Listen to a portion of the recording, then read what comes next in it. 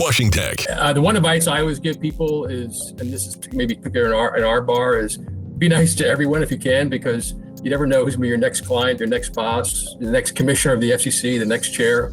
And many of us have worked in government or have been in law firms, and those connections really, really go far. My guest today is Barry Ohlson. He's with Cox Enterprises, where he's VP of Regulatory Affairs. Previously, he was a partner at Wilkinson Barker Nauer, and he currently serves as FCBA, Federal Communications Bar Association's president. Barry Ohlson. Barry, welcome to the show. Thanks very much, Joe, for having me. I appreciate it. So it's great having you on as our first episode of the new season. The year's off to a strange start with ChatGPT changing the face of technology. We'd love to hear your perspective on that. But first, tell us about your background and practice area. Well, I've been doing basically telecommunications law for almost 30 years now. Thanks for starting me off on that note. But I graduated in 1992 from George Washington Law School. Went to law firms for 5 years, and then went to a company called Windstar Communications, which is sort of a somewhat high-flying, big crashing CLEC back in those days. A CLEC is a local exchange character. I forget what the C is for. Competitive local exchange carrier. As opposed to an anti-competitive one? It was opposed to an incumbent local exchange carrier. So I guess that's a good gag. Oh, I hadn't thought about it that way. Yeah, so there were the ILECs versus the CLECs, and Windstar's advantage, which didn't work out well enough, obviously, was having a number of using wireless links to connect the last mile to businesses in downtown areas. But after Windstar went bankrupt, I was able to get over to the FCC and worked at the FCC for almost 8 years. And most of that time, I was what they call now Chief of Staff to Commissioner Jonathan Adelstein. So that was a lot of fun being on what was then the 8th floor, as they call it, over at the FCC, old FCC building. And then went back to law firm for a couple of years, and then landed with Cox, who was my biggest client at the time, and have been with Cox for over 12 and a half years now. I remember that FCC era when Kevin Martin was the chairman. So you're also the president of the Federal Communications Bar Association, FCBA, an organization that is just really probably the best professional association that I'm associated with. I mean, the people there are just fantastic. They're not pretentious. They're just cool to be around. But I'd love to hear, and folks would love to hear from your perspective as president, a little bit more about the FCBA's mission, and for folks who are interested in practicing in this area, how they can participate. Well, I really appreciate that setup, and I love the way you described this as not pretentious. I think that sort of makes me smile, because I feel like that's really our secret sauce in a way, that we are a very accessible organization.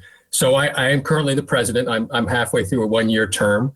I've been an officer for a number of years and been very active in the organization. And we have 4 full-time staff, and our executive director is Carrie Lockney, and she's just an all-star and keeps the whole organization sort of running along. The FCBA, actually, we call ourselves the Tech Bar nowadays as well. We rebranded it a couple of years ago to sort of reflect the shifting nature of our industry. It's a group of around 1,900 members. We are all volunteer, except for our 4 paid staff. We have mostly attorneys, but we're not limited to that at all. We have engineers, consultants, economists, government officials, and we actually have a pretty sizable and growing number of law school students. We'll get to that in a little bit, but we have really made a very, very concerted effort to recruit law school students into our organization, particularly from diverse backgrounds. And so that's something we've been really excited about. The majority of our members are located in the Washington, D.C. area, but we have actually 11 chapters around the country. And I was actually just in New York visiting with some of our members on Friday for a lunch and learn around ChatGPT in part. And then I go on Monday down to Atlanta to meet with some more members who are doing another event down there. I think that's on cybersecurity. So that's been a really great way for me to connect to our members this year. But also one of the silver linings of a terrible pandemic is that our bar has sort of been able to collaborate more and more with video conferencing and Teams and Google Meet and Zoom. So most of our events now are virtual as well, especially the CLEs. So if you're listening, and you want to get involved, no matter where you are in the country, we will welcome you as a member, and you have access to a ton of programming virtually, as well as in person in chapters and in DC. Yeah, I used to go to the FCBA CLEs when they were in person, and 6 p.m. when after a long day at work, it was just that was the old days, yeah. And then the only thing they had was cookies and coffee, and you eat that, you'll be crashing 20. They work for a minute, but then you'll be crashing 20 minutes later. So, but they're always super informative and definitely worth the money. So now I want to talk about FCBA's new diversity pipeline. How does it work? I just want to talk about the name of it for a second, because do you think people who are more conservative might be sort of put off by that name? Should it be called something else? So that's just something that occurred to me, but would love to know more about how the program works and how it defines diversity and how folks can participate in that. Well, thanks for the lead in, and happy to spend a fair amount of time talking about this initiative, which has been a huge success and one we're really excited about. I'd say maybe around 4 years ago, a couple of our members, Rudy Brioche from Comcast and Celia Lewis from the FCC, came to us and said, "Hey, we love the bar. It's a great bar, and there's lots of different people in the bar. But when we look around a commission meeting room, this is the FCC, when they have open meetings, we don't see enough people of color." And the officers agreed. It was like a unanimous, like, yes, this is something. And they said we want to work to create a program that will attract diverse law school students into our bar and then match them up with paid internships. So we knew paid was really important to help facilitate interest in a field that a lot of maybe very familiar to many of us in DC and professionally sort of in your career, but for law school students, not always. People think of media, they think of entertainment, or they think of sports law or something like that. So this is a new area that we really want to expand the bar. There's two components. We have the core internship program. And what we did is we went out and asked many of our members, their employers, to basically just step up and say, we'll take an intern. And we basically set up a matching program where we interview students and match them with interns, with employers for summer internships. And I'll get a little more details there about some of our success there. And then we have a second component, which we also knew was very important, is we can't just take these students and pluck them out of nowhere, first year law school students, and drop them into internship. We want them to succeed. So we have a very rigorous TMT, that's Technology, Media, and Telecom, I believe, Law and Policy Certificate Program. And that is, once an intern is actually open to all the students who apply, but it's mandatory for our interns. It's 6 Saturdays, February, March, April, and they hear from keynote speakers, FCC chair, commissioners, to key practitioners, leading law firms across the DC area, from industry leaders, cool technologies, and get a real sort of boot camp on our legal structure, administrative law, things around the internet, net neutrality, broadband, all these hot topics I'm sure you talk about with your guests. And that really sets them up for success. We have mentoring opportunities as well. So we really try to make sure that we're creating this pipeline.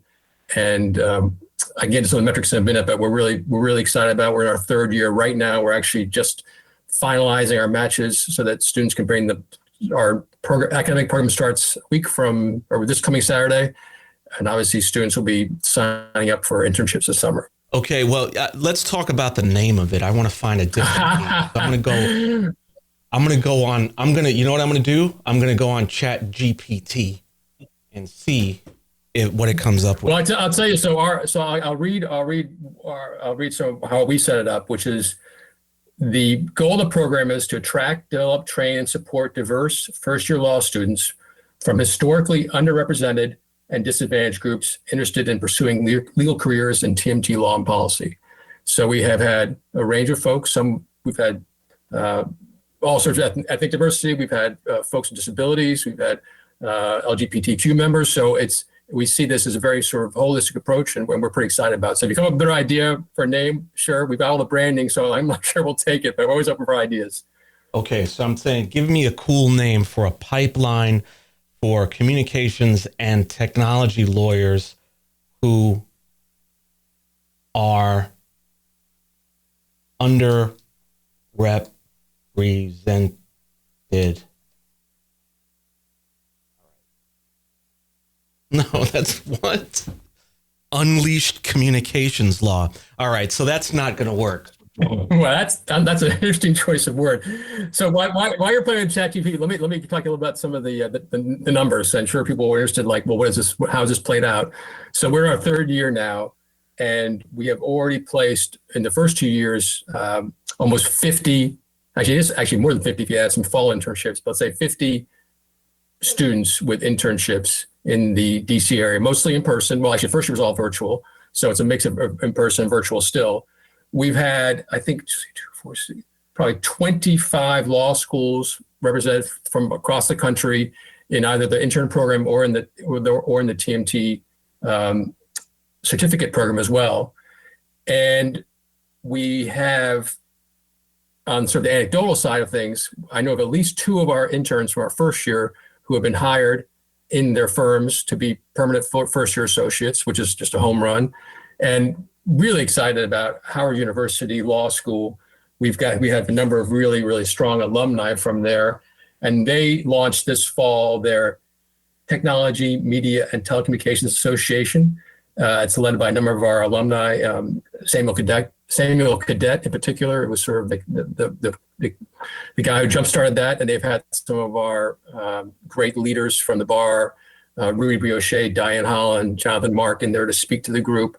They're all DPP coaches as well. So we're seeing just really positive feedback. And I think almost all but maybe one of our original employers still remains in the program as well, which I think is another important indicator that the employers who started out, key law firms and companies across the area have all stuck with us. So we're thrilled about that retention rate. Jonathan Mark is at, where is he? He's at Google, right? I met him. Google. He's at Google. Yeah. I met him, I think, at the fall reception. Good guy. Yes. Yeah. So I asked for 50 cool names for a diversity pipeline for communications and technology lawyers who are underrepresented. And voice, empowering law, tech for all advocates, no, inclusion, advancing the diversity laws no, these aren't going to work. These are terrible. Breaking back.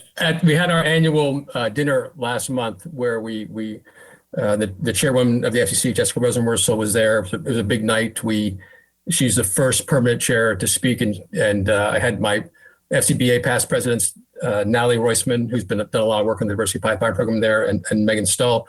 And the chairwoman actually had used ChatGPT, plugging in some telecom law, Shakespeare, and they got a lot of laughs. So it seemed like it's maybe good for if you ever need a speech to fill in some gaps, use ChatGPT as well. Yeah. ChatGPT is not working out for this. I guess the data is not really in there. So now, how does FCBA define success? I mean, 2 people went to large law firms, and I'd love to know what it is about the program, and what insights are you getting from these firms about the final product and what they want folks to be prepared to do.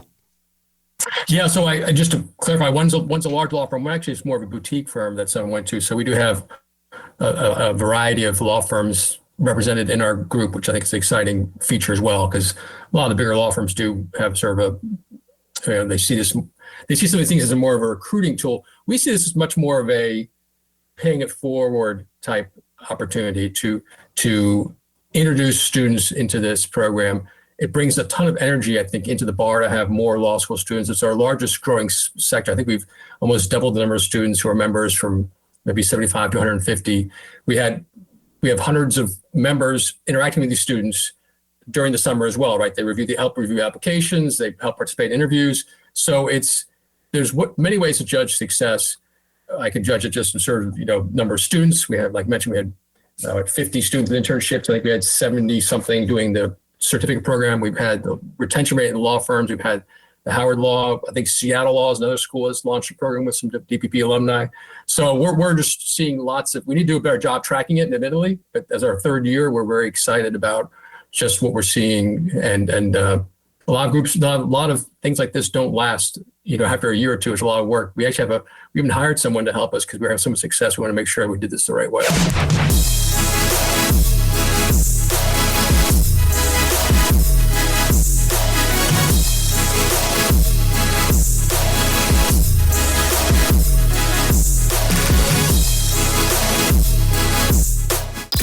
You're plugged into the Washington Tech Policy Podcast, the inclusive voice of tech policy. So here's some schools I think you guys should consider. City University of New York, the law school, the one in Queens. I think Pace University's environmental law program would be great because there's going to be a lot of discussion about communications law and where it intersects with solutions to climate change. New York Law School, where I went, so that I'm biased on that. Is anybody from SUNY Buffalo in it? No, we've not had any schools you mentioned. We've not had representation from there. We welcome getting information on recruitment offices. We do have a pretty extensive recruitment effort, or I should say recruitment effort, but sort of push our email information. We have a student packet we put up there in the October timeframe to law schools throughout the country. So we always welcome. We've had some success with some of the HBCUs, which is particularly excited about with Howard, Southern, NC Central, but we can always do better there as well. So always welcome ideas on the law school front. Tell us about the application process for folks who are listening. Especially law school students are trying to figure it out. What they're going to do after law school. What's the application like? And I'm sure mid-career professionals can apply as well, or is it more for folks who are still in law school? Yeah, so I'm going to talk about the diversity pipeline and also about some of the FCBA Foundation work, which is our charitable arm, because that will touch on some other law school opportunities. So the diversity pipeline program is geared at first-year law school students only. So that's the way when we sort of scanned the field, what was out there, we felt like that was the best way to tap into students. We'll post around, actually you can look now, and if you're going to be first year, if you know someone who's going to be first year, you can look, all information's on our website, but there's also a student packet we put out to educate students in the program. And the application is not overly demanding. We want to make it sort of accessible to folks.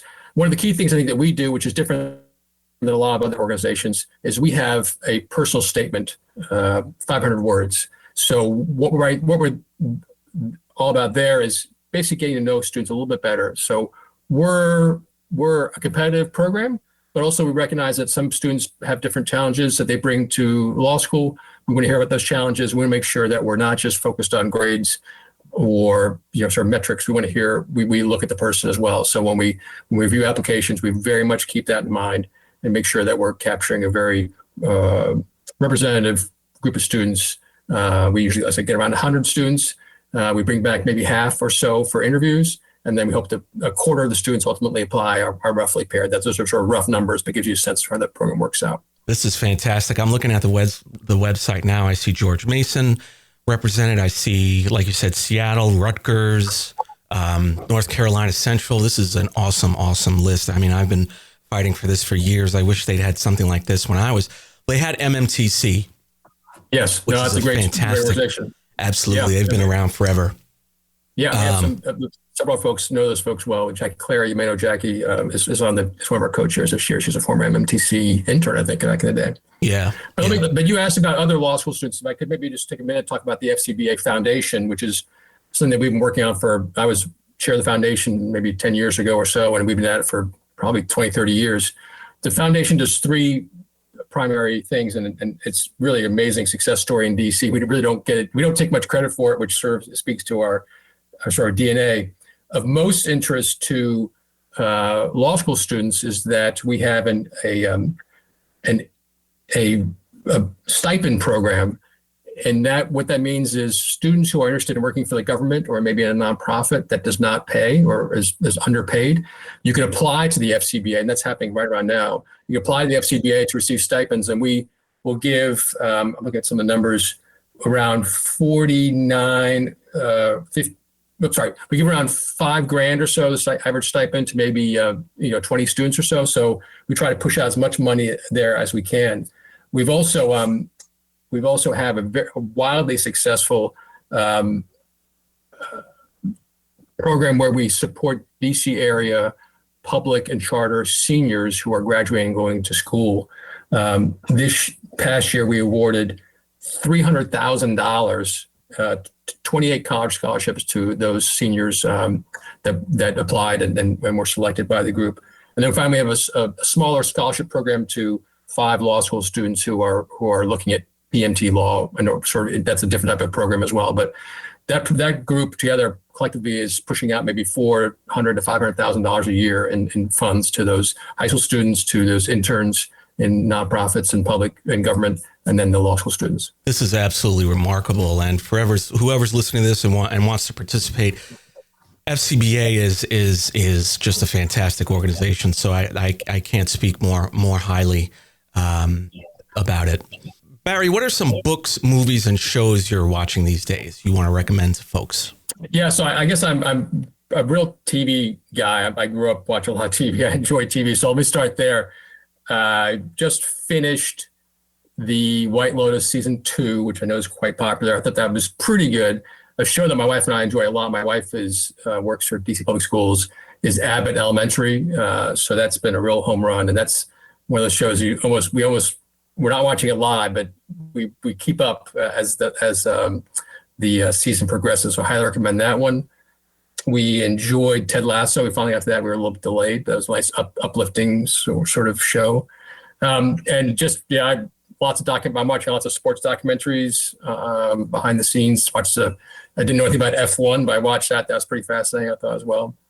On the sort of more academic side, I do like to do crosswords. I'm not a great crossword person by any stretch, but I was a big Washington Post magazine crossword guy. So I was a little bummed when they decided to cancel their magazine, but I still have like a stack, probably, well, you can't see me, but I'm holding up like 2 inches high of old magazines to work through. So that takes me maybe a year or so to work through that. Yeah, it's taken me about 20 years to work through ABA journals. I hear you.